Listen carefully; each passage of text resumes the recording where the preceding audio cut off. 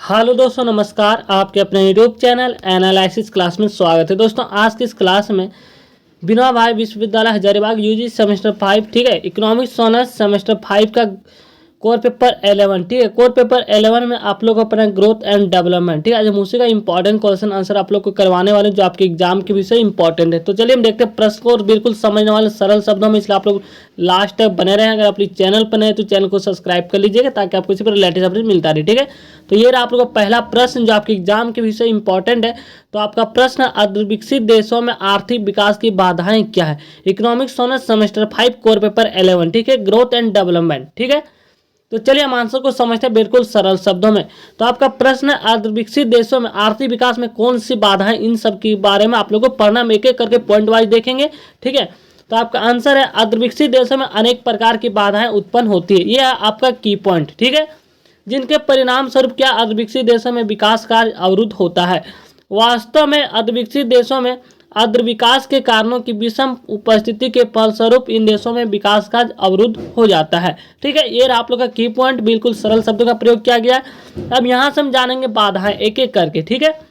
तो अर्धविकसित देशों में विकास में आने वाली बाधाओं अथवा कारणों को मुख्यतः जो है दो वर्गों में बांटा जा सकता है।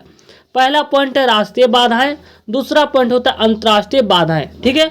अब राष्ट्रीय बाधाएं क्या होता है और अंतर्राष्ट्रीय बाधाएं क्या होता है, इन चीज को हम जानेंगे, ठीक है। अब राष्ट्रीय बाधाएं के अंतर्गत कौन कौन सी बाधाएं हैं। तो सबसे पहला पॉइंट है राष्ट्रीय बाधाएं होता क्या है। तो सिंपल सी बात है कि ये वे सभी बाधाएं होती है जो देश के अंदर ही उत्पन्न होती है, ठीक है, उसी को राष्ट्रीय बाधाएं कहा जाता है। अब इसमें से पहला पॉइंट है राष्ट्रीय बाधा निर्धनता का कुचक्र, जो सबसे बड़ी अर्धविकसित देशों का कारण है, ठीक है। इस चीज को हम समझेंगे।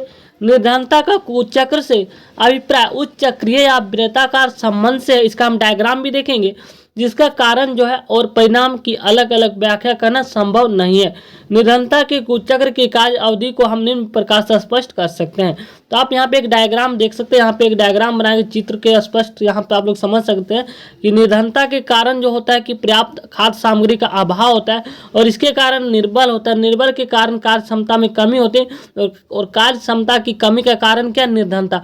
तो कहीं नहीं कहीं ये चक्र जो है एक दूसरे पर डिपेंड है, ठीक है। तो चलिए इस उपयुक्त चित्र से माध्यम से हम समझते हैं। तो उपयुक्त चित्र से स्पष्ट है कि निर्धनता का कारण और जो परिणाम है स्वयं निर्धनता है, दोनों का कारण एक ही है, निर्धनता, ठीक है। अब निर्धनता अपने प्रारंभिक बिंदु से अंतिम बिंदु तक चक्रीय या वृत्ताकार ढंग से क्रिया और प्रतिक्रिया करती हुई रहती है, ठीक है। इसका प्रभाव जो है संचयी होता है, अर्थात एक स्तर पर पाई जाने वाली जो निर्धनता होती है अगले स्तर में और भी भयानक होती है, यानी कि और भी घातक होने लगती है, ठीक है। यह एक ऐसी अनवरत प्रक्रिया है जो संबंधित घटकों को सदैव नीचे की ओर धकेलती रहती है, ठीक है।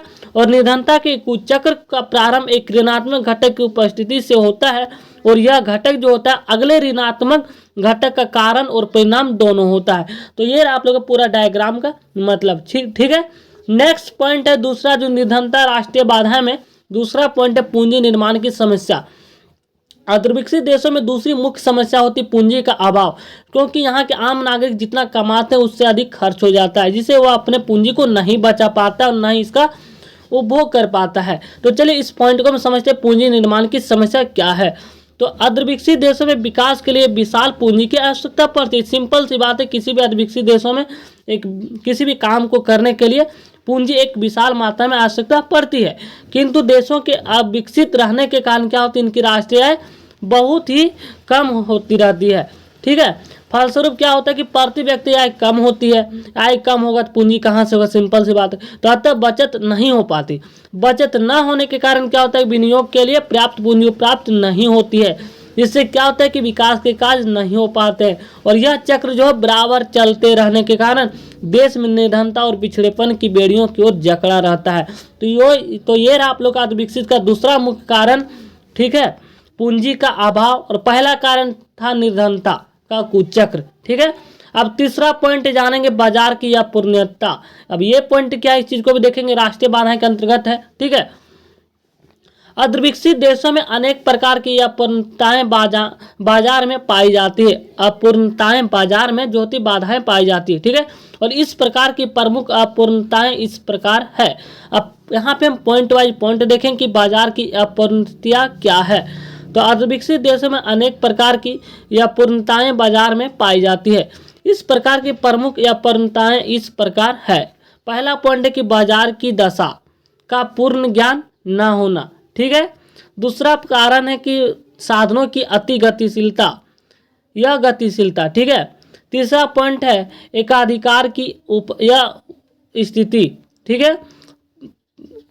चौथा कारण है कि कीमत का या स्थिरता, और पांचवा कारण है कि विशिष्ट कर का अभाव, तथा अगला कारण है स्थिर सामाजिक ढांचा। तो बाजार के उपयुक्त के कारण संभावित क्षमता से कम क्षमता पर उत्पादन करती है। नेक्स्ट कारण है साहसी योग्य साहसी का अभाव। ये चौथा कारण है, बहुत बड़ी इंपॉर्टेंट कारण है राष्ट्रीय बाधाएं में, ठीक है। तो चलिए इस पॉइंट को समझते हैं। बोर एवं यामी के शब्दों में, बोर यहाँ पे एक इकोनॉमिस्ट है, ठीक है। ये सभी इकोनॉमिक्स है, अपने अपने ढंग से इन्होंने कहा है, जिनमें व्यक्तियों के लाभ के नए अवसरों को खोजने की योग्यता व इच्छा आर्थिक विकास के लिए महत्वपूर्ण है, ठीक है। यानी कि किसी वस्तु का रिसाइकलिंग करना, इसमें होता है अधिक ज्ञान का, नॉलेज का होना, तभी ना आप कर पाएंगे, ठीक है। तो आर्थिक विकास के क्षेत्र में साहसी वर्ग का अत्यंत महत्वपूर्ण स्थान है। साहसी वर्ग ही निर्जीव साधनों, जो भी बेकार चीजें पड़े हुए निर्जीव साधनों को सक्रिय शक्ति में बदलता है, उसे यानी कि उसे उपयोग में लाता है, और यह औद्योगिक अवसरों का पता लगाकर उनमें लाभ उठाने के लिए जोखिम उठाता है। किंतु अर्धविकसित देशों में इस वर्ग का अभाव पाया जाता है। तो ये रहा आप लोगों का चौथा कारण, ठीक है। पांचवा कारण सामाजिक बाधाएं। अब राष्ट्रीय बाधाएं का प्रमुख कारण होता है सामाजिक बाधाएं। सामाजिक बाधाएं में क्या है, सिर्फ आप सुनकर एग्जाम पेपर में बहुत आसानी से लिख सकते हैं। यहाँ पे बिल्कुल सरल शब्दों का प्रयोग किया गया, ठीक है। अब अर्धविकसित देशों की सामाजिक रीति रिवाज व परंपराएं जो अनेक आर्थिक विकास के मार्ग में बहुत बड़ी बाधा सिद्ध होती है। तो क्या है रीति रिवाज के कारण बाधा? तो उदाहरण के लिए एक सिंपल सा उदाहरण है, उन देशों में पाए जाने वाले जातिवाद श्रम की गतिशीलता को कम करता है। संयुक्त परिवार प्रथा के फलस्वरूप क्या होता है कि लोगों के काम करने की जो प्रवृत्ति कम होती है, ठीक है। अर्धविकसित देशों की ये सामाजिक कुर्तियां जो आर्थिक विकास के लिए आवश्यक पृष्ठभूमि का निर्माण नहीं कर पाती। तो ये रहा आप लोगों का चौथा कारण, ठीक है, जो राष्ट्रीय बाधाएं का प्रमुख कारण है सामाजिक कुर्तियां, ठीक है। अब जानेंगे हम अंतर्राष्ट्रीय बाधाएं। दूसरा पॉइंट है यहाँ पे अंतर्राष्ट्रीय बाधाएं। हमने दो प्रकार के राष्ट्रीय बाधाएं को एक्सप्लेन किया, एक राष्ट्रीय बाधाएं, दूसरा अंतर्राष्ट्रीय बाधाएं। तब अंतर्राष्ट्रीय बाधाएं क्या होती है? तो प्रसिद्ध विकासशील अर्थशास्त्रियों जैसे प्रोफेसर डब्ल्यू इकोनॉमिस्ट है, आर्थर लुईस, मिंट सिंगर आदि का मत है कि विश्व जगत में कुछ असमानताएं जनक शक्तियों का उदय होने के कारण जो है अंतर्राष्ट्रीय व्यापार का अधिकांश लाभ विकसित देशों को प्राप्त हुआ है, ठीक है, जबकि पिछड़े हुए देशों में इन लाभों से वंचित बने रहे। तो ये अंतर्राष्ट्रीय बाधाएं का प्रमुख कारण है, ठीक है। अब देखते हैं यहाँ पे पॉइंट वाइज पॉइंट। असामाजिक यानी कि इंटरनेशनल बाधाएं क्या, अंतर्राष्ट्रीय बाधा। तो पहला पॉइंट है द्वैत अर्थव्यवस्थाएं, दो प्रकार की अर्थव्यवस्था, ठीक है, यानी कि मिडल के अनुसार अंतर्राष्ट्रीय बाधाएं के फलस्वरूप जो विदेशी पूंजी अर्धविकसित देशों में विनियोग की जाती है उसका प्रभाव मुख्यतः उन वस्तुओं के उत्पादन पर पड़ता है जिनका निर्यात किया जाता है, जिसके कारण क्या होता है कि अर्धविकसित देशों की उत्पादन संरचना असंतुलित हो जाती है और वे द्वैत अर्थव्यवस्था बन जाती है, ठीक है। दूसरा कारण है व्यापार की शर्तों में दीर्घकालीन प्रतिकूलता। अंतर्राष्ट्रीय बाधा का दूसरा कारण है व्यापार की शर्तों में दीर्घकालीन प्रतिकूलता, यानी कि विपरीत प्रभाव पड़ता है लंबे समय तक, ठीक है। तो व्यापार की शर्तें उस दर से संबंधित है जिस पर किसी देश के निर्यात और आपात में विनिमय होता है। जब व्यापार की शर्तें प्रतिकूल होती है तो निर्यात की मात्रा में वृद्धि होते हुए भी और आयात में अपेक्षाकृत कम वृद्धि होने पर भी देश को विदेशी व्यापार से बहुत कम लाभ आर्थिक विकास हेतु प्राप्त होता है।